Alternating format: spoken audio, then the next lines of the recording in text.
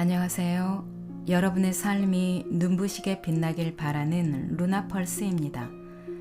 달빛, 여름장, 메밀꽃, 나귀, 물방앗간 하면 떠오르는 작품이 있죠. 도시적인 작가 모던보이, 가산 이효석이 실제 고향인 봉평을 무대로 쓴 작품 메밀꽃 필 무렵입니다. 해마다 이맘때면 유난히 생각나는 작품이죠. 지금 강원도 평창에서는 9월 7일부터 15일까지 평창 효석 문화제가 한창입니다. 가산 이효석 선생 덕분에 우리에게 메밀꽃은 고향에 대한 향수, 인연, 사랑이 담긴 소설처럼 아주 아름다운 이미지로 각인되어 있습니다. 장돌뱅이의 삶은 어렵고 고달프지만 봉평의 아름다운 자연 묘사에서 비롯되는 낭만적 분위기 때문에 그들의 삶 또한 아주 낭만적으로 느껴지게 했던 작품입니다. 봉평과 대화까지의 80리를 걷는 밤길. 그날 밤의 풍경을 상상할 수 있도록 묘사해 놓은 아주 아름다운 한 문장이 있습니다. 산허리는 온통 메밀밭이어서 피기 시작한 꽃이 소금을 뿌린 듯이 흐뭇한 달빛에 숨이 막힐 지경이다. 또한 물방앗간에서 허생원과 성서방네 처녀의 하룻밤 로맨스를 상상하게 만드는 짧은 문장이 있습니다. 이럭저럭 이야기가 되었네 라는 표현도 인상적이었고요. 여러분은 고향의 풍경을 책으로 쓴다면 어떻게 담아내고 싶으신가요? 그리고 여러분에게도 평생 잊지 못할 추억이 깃든 장소가 있으시겠죠? 이 책을 읽는 동안 생각해 보시는 것도 좋을 듯 싶습니다. 이렇게 좋은 책을 우리에게 선물해 준 고 이효석 선생에게 깊은 존경과 감사를 담아 낭독하겠습니다. 책과 함께 고향의 품처럼 따스한 시간 되시기 바랍니다. 여름창이란 애시당초에 글러서 해는 아직 중천에 있건만 장판은 벌써 쓸쓸하고 더운 햇발이 버려놓은 전 휘장 밑으로 등줄기를 훅훅 볶는다. 마을 사람들은 거진 반 돌아간 뒤요 팔리지 못한 나무꾼패가 길거리에 궁식거리고들 있으나 석유병이나 받고 고깃말이나 사면 족할 이 축들을 바라고 언제까지든지 버티고 있을 법은 없다. 칩칩스럽게 날아드는 파리떼도 장난꾼 각도하기들도 귀찮다. 얼금뱅이요 왼손잡이인 드팀전의 허생원은 기어코 동업에 조선달을 낚구어 보았다. 그만 거둘까? 잘 생각했네. 봉평장에서 한 번이나 흐뭇하게 사본 일이 있을까? 내일 대화장에서나 한몫 벌어야겠네. 오늘 밤은 밤을 새서 걸어야 될걸. 달이 뜨렸다. 절렁절렁 소리를 내며 조선달이 그날 산 돈을 따지는 것을 보고 허생원은 말뚝에서 넓은 휘장을 걷고 버려놓았던 물건을 거두기 시작하였다. 무명필과 주단바리가 두 고리짝에 꼭 찼다. 멍석 위에는 천조각이 어수선하게 남았다. 다른 축들도 벌써 거진 전들을 걷고 있었다. 약바르게 떠나는 패도 있었다. 어물장수도 땜장이도 엿장수도 생강장수도 꼴들이 보이지 않았다. 내일은 진부와 대화의 장이 선다. 축들은 그 어느 쪽으로든지 밤을 새며 6, 70리 밤길을 타박거리지 않으면 안 된다. 장판은 잔치 뒷마당같이 어수선하게 벌어지고 술집에는 싸움이 터져 있었다. 주정꾼 욕짓거리에 섞여 계집의 앙칼진 목소리가 찢어졌다. 장날 저녁은 정해놓고 계집의 고함소리로 시작되는 것이다. 생원, 시침일 때도 다 아네. 충주집 말이야. 계집 목소리로 문득 생각난 듯이 조선달은 비죽이 웃는다. 화중지병이지. 연소패들을 적수로 하고야 대거리가 돼야 말이지. 그렇지도 않을걸. 축들이 사죽을 못 쓰는 것도 사실은 사실이나 아무리 그렇다곤 해도 왜 그 동이 말일세. 감쪽같이 충주집을 후린 눈치거든. 무어 그 애숭이가? 물건 가지고 낚왔나 보지. 착실한 녀석인 줄 알았더니. 그 길만은 알 수 있나. 국리 말고 갑옷에나 그려. 내 한턱 씀새. 그다지 마음이 당기지 않는 것을 쫓아갔다. 허생원은 계집과는 연분이 멀었다. 얼금뱅이 상판을 쳐들고 대어설 숫기도 없었으나 계집 편에서 정을 보낸 적도 없었고 쓸쓸하고 뒤틀린 반생이었다. 충주집을 생각만 하여도 철없이 얼굴이 붉어지고 발밑이 떨리고 그 자리에 소스라쳐 버린다. 충주집 문을 들어서서 술 좌석에서 짜장 동이를 만났을 때에는 어찌된 서슬인지 발끈 화가 나버렸다. 상 위에 붉은 얼굴을 쳐들고 제법 계집과 농탕 치는 것을 보고서야 견딜 수 없었던 것이다. 녀석이 제법 난질꾼인데 꼴사납다. 머리에 피도 안 마른 녀석이 낮부터 술 처먹고 계집과 농탕이야. 장돌뱅이 망신만 시키고 돌아다니누나. 그 꼴에 우리들과 한몫 보자는 셈이지. 동이 앞에 막아서면서부터 책망이었다. 걱정도 팔자요 하는 듯이 빤히 쳐다보는 상기된 눈망울에 부딪힐 듯 얼떨김에 따귀를 하나 갈겨주지 않고는 배길 수 없었다. 동이도 화를 쓰고 팩하고 일어서기는 하였으나 허생원은 조금도 동색하는 법 없이 마음먹은 대로는 다 짓거렸다. 어디서 주워먹은 선머슴인지는 모르겠으나 니게도 아비 엄이 있겠지. 그 사나운 꼴 보면 마음 좋겠다. 장사란 탐탁하게 해야 되지. 계집이 다 모아야 나가거라. 냉큼 꼴 치워. 그러나 한마디도 대거리하지 않고 하염없이 나가는 꼴을 보려니 도리어 측은히 여겨졌다. 아직도 허름허름한 사이인데 너무 과하지 않았을까 하고 마음이 섬뜩해졌다. 주제도 넘지. 같은 술손님이면서도 아무리 젊다고 자식 낳게 된 것을 붙들고 치고 닦아 셀 것은 무어야 원. 충주집은 입술을 쫑긋하고 술 붓는 솜씨도 거칠었으나 젊은 애들한테는 그것이 약이 된다나 하고 그 자리는 조선달이 얼버무려 넘겼다. 너 녀석한테 반했지? 애숭이를 빨면 죄된다. 한참 법석을 친 후이다. 담도 생긴 데다가 웬일인지 흠뻑 취해보고 싶은 생각도 있어서 허생화는 주는 술잔이면 거의 다 들이켰다. 거나해짐을 따라 계집 생각보다도 동희의 뒷일이 한결같이 궁금해졌다. 내 꼴에 계집을 가로채서는 어떡할 작정이었누 하고 어리석은 꼬락서니를 모질게 책망하는 마음도 한편에 있었다. 그렇기 때문에 얼마나 지난 뒤인지 동희가 헐레벌떡거리며 황급히 부르러 왔을 때에는 마시던 잔을 그 자리에 던지고 정신없이 허덕이며 충주집을 뛰어나간 것이다. 생원 당나귀가 발을 끊고 야단이에요. 각다기들 장난이지 비령코. 짐승도 짐승이려니와 동희의 마음씨가 가슴을 울렸다. 뒤를 따라 장판을 다름질하려니 거슴칠해한 눈이 뜨거워질 것 같다. 불악스런 녀석들이라 어쩌는 수 있어야죠. 나귀를 몹시 구는 녀석들은 그냥 두지는 않을걸. 반평생을 같이 지내온 짐승이었다. 같은 주망에서 잠자고 같은 달빛에 젖으면서 장에서 장으로 걸어다니는 동안에 20년의 세월이 사람과 짐승을 함께 늙게 하였다.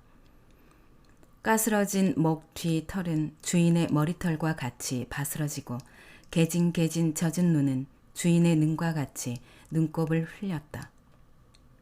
몽당비처럼 짧게 쓸리운 꼬리는 파리를 쫓으려고 기껏 휘어져 보아야 벌써 다리까지는 닿지 않았다.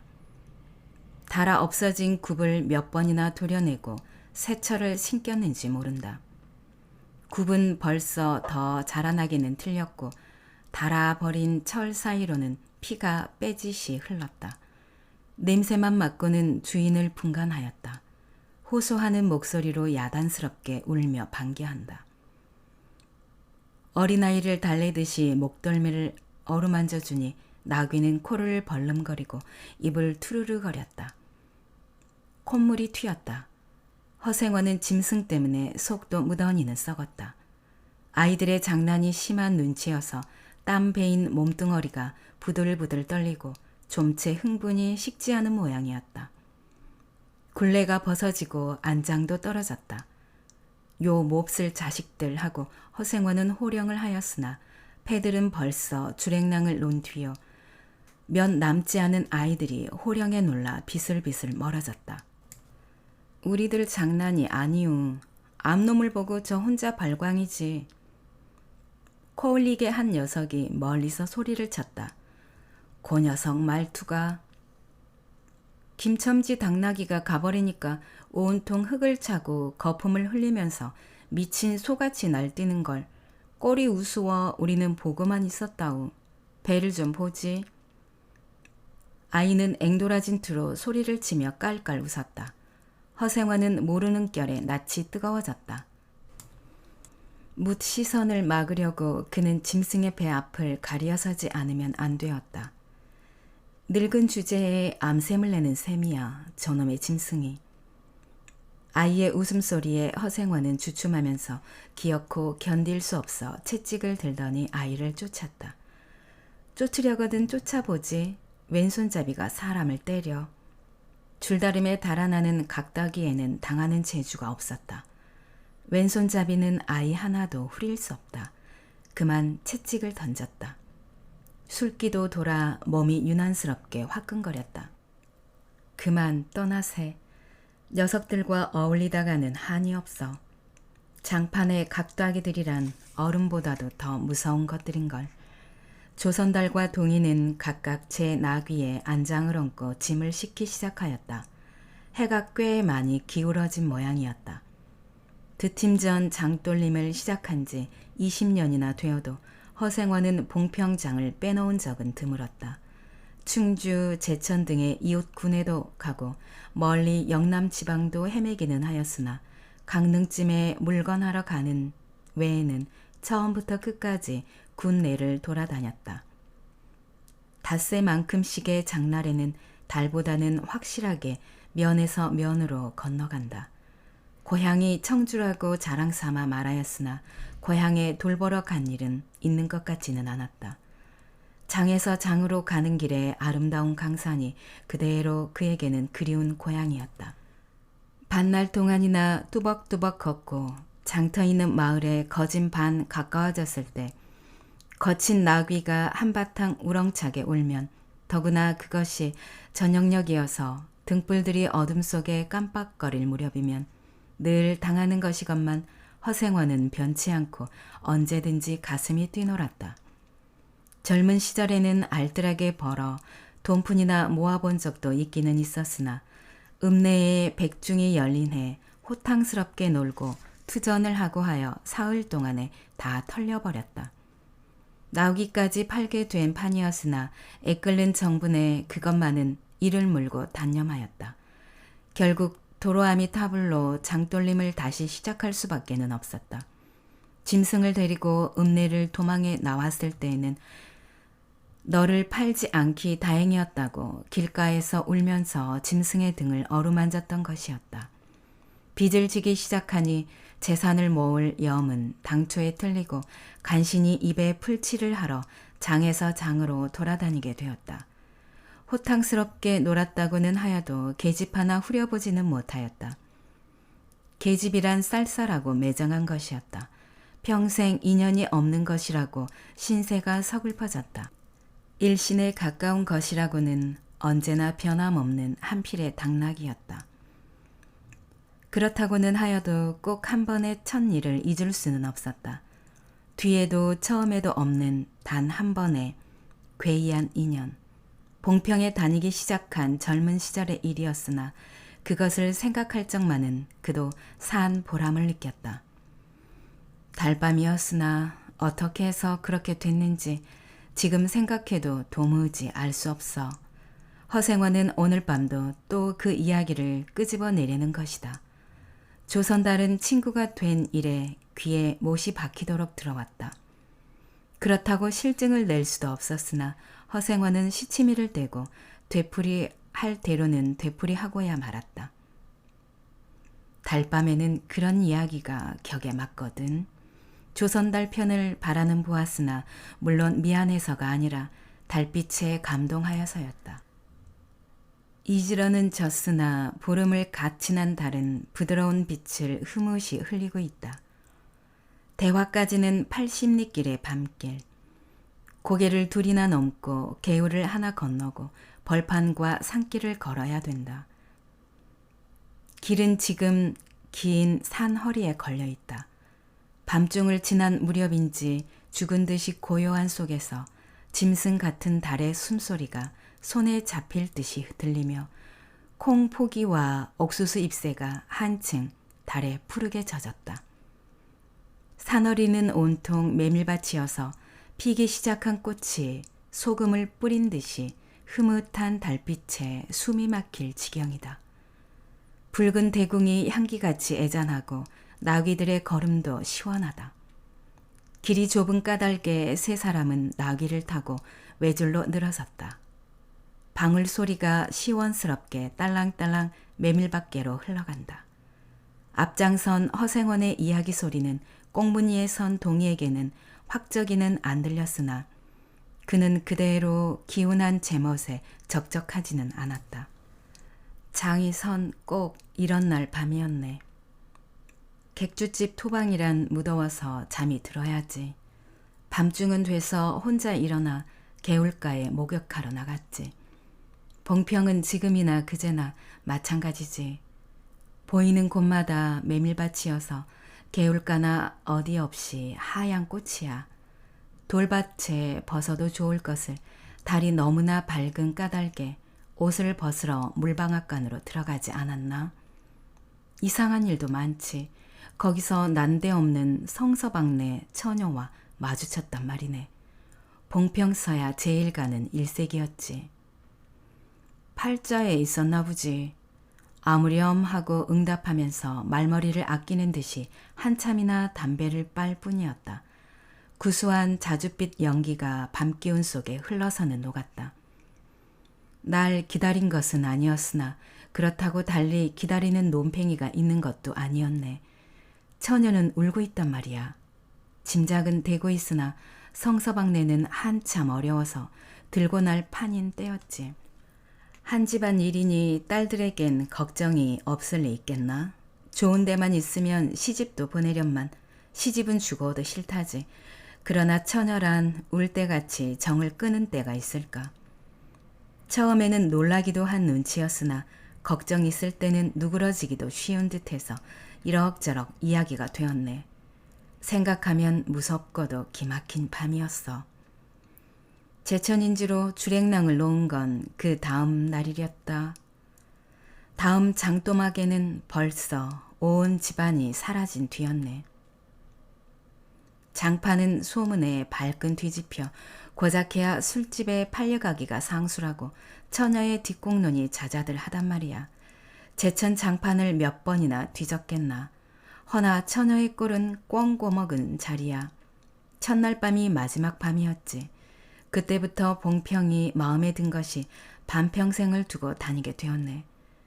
반평생인들 잊을 수 있겠나. 수 좋았지. 그렇게 신통한 일이란 쉽지 않어. 항용 못난 것 얻어 새끼 낳고 걱정 늘고 생각만 해도 진저리가 나지. 그러나 늙음악바지까지 장돌뱅이로 지내기도 힘든 노릇 아닌가. 난 가을까지만 하고 이 생계와도 하직하려네. 대화쯤에 조그만 전방이나 하나 버리고 식구들을 부르겠어. 사시상천 뚜벅뚜벅 걷기란 여간 이래야지. 옛 처녀나 만나면 같이나 살까. 난 거꾸로 질 때까지 이 길 걷고 저 달 볼 테야. 산길을 벗어나니 큰 길로 튀어졌다. 꽁무니의 동이도 앞으로 나서 나귀들은 가로 늘어섰다. 총각도 젊겠다. 지금이 한창 시절이렸다. 충주집에는 그만 실수를 해서 그 꼴이 되었으나 설게 생각 말게. 천만에요. 되려 부끄러워요. 계집이란 지금 웬 제격인가요? 자나 깨나 어머니 생각뿐인데요. 허생원의 이야기로 실심의 한 끝이라 동희의 어조는 한풀 수그러진 것이었다. 아비엄이란 말에 가슴이 터지는 것도 같았으나 제겐 아버지가 없어요. 피부치라고는 어머니 하나뿐인걸요. 돌아가셨나? 당초부터 없어요. 그런 법이 세상에. 생원과 선달이 야단스럽게 껄껄들 웃으니 동희는 정색하고 우길 수밖에는 없었다. 부끄러워서 말하지 않으려 했으나 정말이에요.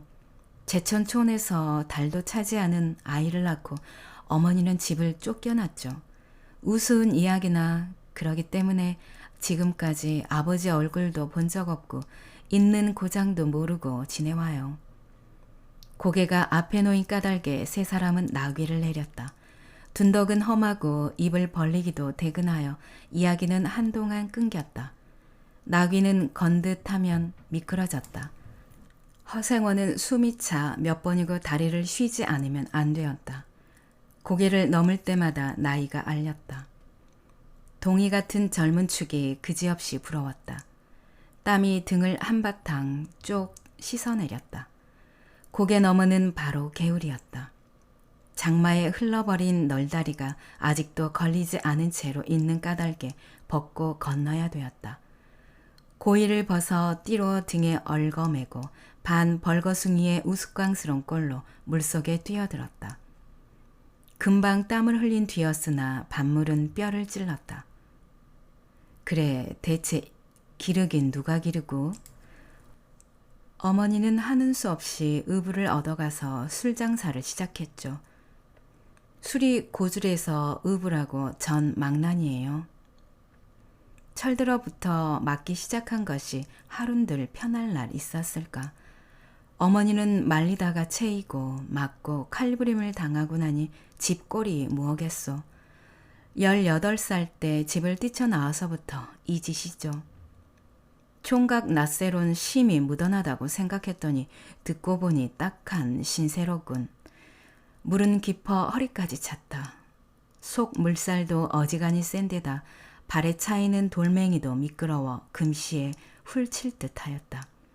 나귀와 조선달은 재빨리 거의 건넜으나 동희는 허생원을 붙드느라고 두 사람은 훨씬 떨어졌다. 모친의 친정은 원래부터 제천이었던가? 웬걸요? 쉬언스레 말은 안 해주나 봉평이라는 것만은 들었죠. 봉평. 그래, 그 아비의 성은 무엇이고? 알 수 있나요? 도무지 듣지를 못했으니까. 그렇겠지. 하고 중얼거리며 흐려지는 눈을 까물까물 하다가 허생원은 경망하게도 발을 빗디디었다. 앞으로 고꾸라지기가 바쁘게 몸째 풍덩 빠져버렸다. 허우적거릴수록 몸을 걷잡을 수 없어 동희가 소리를 치며 가까이 왔을 때에는 벌써 퍽이나 흘렀었다. 옷째 쫄딱 젖으니 물에 젖은 개보다도 참혹한 꼴이었다. 동희는 물속에서 어른을 햇갑게 업을 수 있었다. 젖었다고는 하여도 여윈 몸이라 장정 등에는 오히려 가벼웠다. 이렇게까지 해서 안 됐네. 내 오늘은 정신이 빠진 모양이야. 염려하실 것 없어요. 그래, 모치는 아비를 찾지는 않는 눈치지. 늘 한 번 만나고 싶다고는 하는데요. 지금 어디 계신가? 의부와는 갈라져 제천에 있죠. 가을에는 봉평에 모셔오려고 생각 중인데요. 이를 물고 벌면 이럭저럭 살아갈 수 있겠죠. 아무렴 기특한 생각이야. 가을 이랬다. 동희의 탐탁한 등어리가 뼈에 사무쳐 따뜻하다. 물을 다 건넜을 때에는 도리어 서글픈 생각에 좀 더 엎혔으면서도 하였다. 진종을 실수만 하니 웬일이오 생원? 조선달이 바라보며 기어코 웃음이 터졌다. 나귀야, 나귀 생각하다 실족을 했어. 말 안 했던가. 저 꼴에 제법 새끼를 얻었단 말이지. 읍내 강릉집 피마에게 말일세. 귀를 쫑긋 세우고 달랑달랑 뛰는 것이 나귀 새끼같이 귀여운 것이 있을까. 그것 보러 나는 일부러 읍내를 도는 때가 있다네. 사람을 물에 빠뜨릴 젠 따는 대단한 나귀 새끼군. 허생원은 젖은 옷을 웬만큼 짜서 입었다. 이가 덜덜 갈리고 가슴이 떨리며 몹시도 추웠으나 마음은 알 수 없이 둥실둥실 가벼웠다. 주막까지 부지런히들 가세나 뜰에 불을 피우고 후후시 쉬어 나귀에겐 더운 물을 끓여주고 내일 대화장 보거는 제천이다. 생원도 제천으로? 오래간만에 가보고 싶어. 동행하려나 동이? 나귀가 걷기 시작하였을 때 동이의 채찍은 왼손에 있었다. 오랫동안 어둑시니 같이 눈이 어둡던 허생원도 요번만은 동이의 왼손잡이가 눈에 띄지 않을 수 없었다. 걸음도 헷갑고 방울소리가 밤 벌판에 한층 청청하게 울렸다. 달이 어지간히 기울어졌다.